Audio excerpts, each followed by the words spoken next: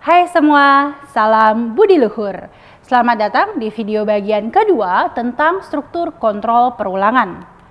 Diharapkan setelah melihat video ini, kalian dapat memahami penggunaan perulangan dalam memecahkan suatu permasalahan. Mari kita lihat contoh soal berikut. Buatlah pseudocode dan flowchart untuk mencetak kata FTI ke layar sebanyak 5 kali dengan menggunakan perulangan. Kita analisis soal tersebut dengan menentukan input, proses, dan outputnya. Jika tidak menggunakan perulangan, maka setelah dianalisis dari soal tidak ada input dan proses, tetapi tinggal outputnya, yaitu dengan mencetak kata FTI sebanyak 5 kali. Karena diminta dengan menggunakan perulangan, maka kita harus memilih ingin menggunakan jenis yang mana, for, while, atau do while. Sehingga kita bisa menentukan input, proses, dan juga outputnya. Pada video ini akan dibahas adalah perulangan jenis for. Untuk while dan do while dapat menyesuaikan bentuk for ke bentuk while dan do while. Kita kembali ke soal dengan melihat bentuk dari for untuk menganalisis input, proses, dan outputnya. Jika kita lihat pada bentuk for, kita memerlukan init karena digunakan untuk condition dan juga change of condition. Sehingga pada input kita memerlukan sebuah variabel untuk init. Misalkan pada contoh soal ini kita berikan variabelnya A. Selain untuk init, apakah ada lagi variabel yang diperlukan? Jika kita lihat dari bentuk for, karena tidak ada lagi variabel yang diperlukan untuk soal, maka kita berlanjut ke proses. Pada proses yang ingin kita lakukan adalah membuat perulangan sebanyak 5 kali untuk mencetak kata FTI. Karena kita sudah mengetahui bahwa variabel A sebagai inisialisasi, maka kita berikan nilai awal untuk variabel A, misalnya dengan 1. Sehingga pada proses kita isikan A sama dengan 1. Kita ingat kembali bahwa loop pada perulangan for akan dijalankan selama kondisi bernilai true. Artinya dari variabel A yang sudah kita inisialisasi dengan 1, kita buat kondisi agar nanti dapat berulang sebanyak 5 kali. Sehingga dapat mencetak kata FTI sebanyak 5 kali. Misal kita buat kondisinya adalah jika nilai A lebih kecil sama dengan 5, maka cetak FTI. Jangan lupa perulangan membutuhkan change of condition, yaitu nilai yang mempengaruhi kondisi. Karena kondisi menggunakan variabel A, maka kita merubah nilai A tersebut agar dapat berulang sebanyak 5 kali. Jika kita lihat nilai awal adalah A sama dengan 1. Dan kondisi adalah A lebih kecil sama dengan 5. Artinya kondisi akan bernilai benar jika nilai A adalah 1, 2, 3, 4, dan 5. Untuk berulang sebanyak 5 kali. Sehingga untuk change of condition bisa kita tuliskan A sama dengan A ditambah 1. Artinya nilai A akan bertambah 1 setiap kali melakukan perulangan. Maka pada proses kita tambahkan A sama dengan A ditambah 1. Terakhir adalah menentukan output, yaitu mencetak kata FTI sebanyak 5 kali. Berdasarkan analisis ini, maka kita bisa membuat algoritmanya dengan pseudocode atau juga flowchart. Kita buat untuk pseudocode-nya terlebih dahulu. Berarti pertama yang kita tuliskan adalah inisialisasi A sama dengan 1. Kemudian dilanjutkan dengan proses, yaitu jika A lebih kecil sama dengan 5, maka cetak perkataan FTI. Jangan lupa kita harus menambah A dengan 1.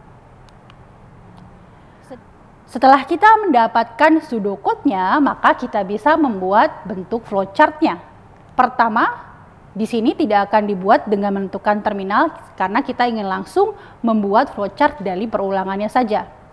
Yang pertama adalah inisialisasi A sama dengan 1, kita gambarkan dengan proses, jangan lupa diberikan keterangan A sama dengan 1. Kemudian dilanjutkan dengan kondisi, yaitu A lebih kecil sama dengan 5. Jika benar atau true, maka cetak perkataan FTI.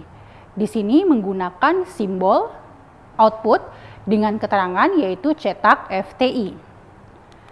Dilanjutkan dengan memproses untuk menambah A dengan 1.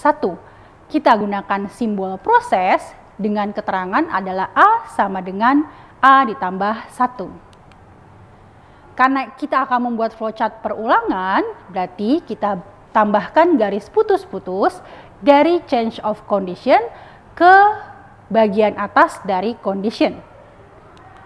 Terakhir adalah jika kondisi bernilai false, maka melakukan next instruction jika memang ada next instruction-nya. Sebenarnya sesuai dengan soal kita sudah mendesain algoritma dengan menggunakan pseudocode ataupun dengan flowchart-nya. Di sini saya akan menerangkan bagaimana jika kita ingin mengimplementasikannya ke dalam bahasa pemrograman. Pada video ini akan dijelaskan dengan menggunakan bahasa C. Kita lihat karena kita ingin menggunakan for untuk memecahkannya, maka yang pertama kita berikan perintah for. Kemudian diikuti sesuai dengan flowchart adalah proses A sama dengan 1. Pada bentuk for, maka A sama dengan 1 merupakan init. Maka kita lanjutkan setelah for adalah buka kurung dengan A sama dengan 1. Selanjutnya untuk bentuk for setelah init adalah condition. Jika kita lihat pada flowchart, di situ terdapat simbol condition. Di dalamnya terdapat keterangan A lebih kecil sama dengan 5. Maka pada condition setelah init kita tuliskan A lebih kecil sama dengan 5. Selanjutnya pada bentuk for setelah condition adalah change of condition. Untuk di flowchart simbolnya adalah A sama dengan A ditambah 1. Kita letakkan pada programnya adalah A sama dengan A ditambah 1 untuk change of condition. Selanjutnya kita akan memberikan perintah loop-nya. Pada flowchart perintah loop-nya adalah cetak FTI. Maka pada programnya kita tuliskan di antara tanda kurung kurawal buka dan tanda kurung kurawal tutup perintah loop yang akan dikerjakan. Pada kasus ini adalah cetak FTI.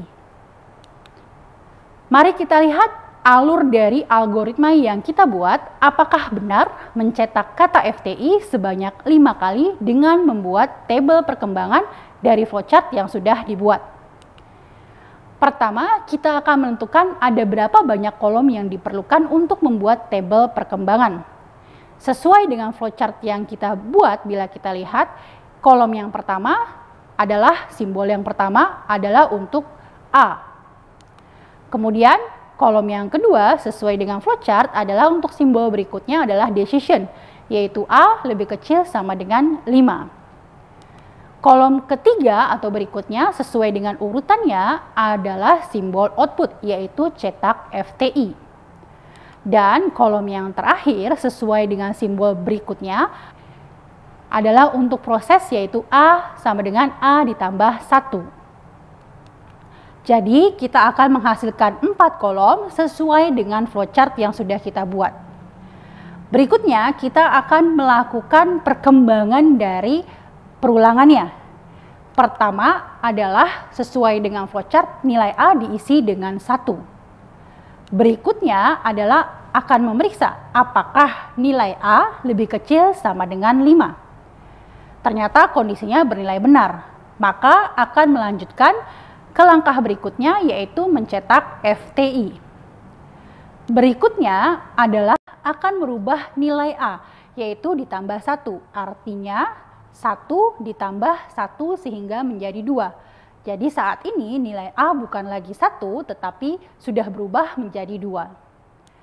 Berikutnya adalah maka akan kembali memeriksa kondisi. Jika kalian lihat ada garis putus-putus di flowchart. Kemudian akan merubah nilai A. Jadi nilai A di sini bukan 1, bahwa sekarang nilai A adalah 2 karena sudah change condition. Kemudian akan diulang lagi untuk memeriksa apakah nilai A lebih kecil sama dengan 5. Ternyata benar, maka akan berlanjut ke perintah berikutnya yaitu cetak FTI. Selanjutnya akan merubah atau change condition dari nilai A yaitu A ditambah 1. Karena saat ini nilai A adalah 2, maka 2 tambah 1 sama dengan 3. Sehingga saat ini nilai A berubah menjadi 3. Akan kembali lagi ke atas yaitu untuk memeriksa lagi change condition-nya. Tapi saat ini nilai A adalah 3. Kemudian diperiksa apakah benar nilai A lebih kecil sama dengan 5. Jika benar, maka akan berlanjut untuk mencetak FTI. Selanjutnya akan menjalankan merubah nilai A ditambah 1 sehingga sekarang nilai A menjadi 4. Akan kembali lagi. Tapi saat ini nilai A bukan lagi 3 tetapi 4. Kemudian akan memeriksa kondisinya apakah bernilai benar atau tidak. Jika benar maka akan mencetak FTI. Selanjutnya akan merubah kembali nilai A dari 4 menjadi 5 karena ditambah 1. Kemudian masih berlanjut ke berikutnya yaitu saat nilai A adalah 5. Akan diperiksa kembali apakah nilainya benar atau tidak, yaitu apakah A lebih kecil sama dengan 5. Jika benar, maka akan mencetak FTI.